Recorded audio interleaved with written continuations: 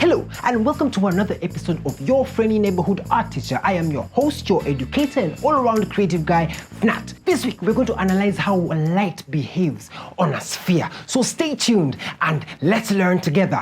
So get your pencils and let's art.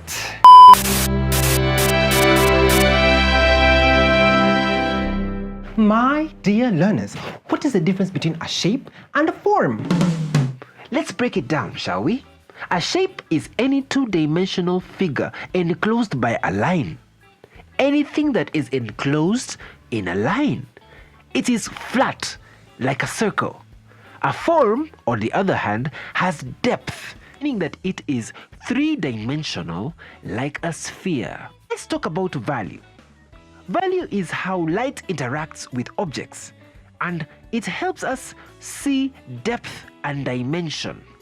To understand this better, let's see how light behaves on a sphere. Let us go deeper in how light interacts with objects. You will see that value changes throughout your object. You can do it too by holding a light to any object. It could be a football, it could be anything that you have near you. Just hold a torch or a light source to it and look closely at what happens. You will see the following. First off, we have a highlight. This is the brightest spot on the object. This is where the light hits the object most directly. This is the brightest and the lightest point of the object. Hence, we'll have the lightest tone. Now that we've looked at the lightest part of the object, let us analyze the darkest part of the object. That is the core shadow. These are the areas on the object that are hidden from the light. These will be the darkest point on the object. Hence, we'll have the darkest tone. The cast shadow. These are areas where the light has been prevented from hitting because the form is in the way.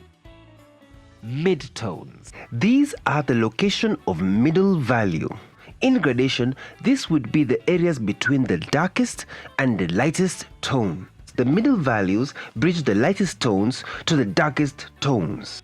And finally, we have the reflected light. Light bouncing back onto the object from nearby surfaces or other objects or forms. Like the surface the form is on, e.g. a table, or other forms next to or around it. Light and shadows bring your art to life. It could be anything that is spherical in nature, be it a ball, an orange, anything spherical in nature.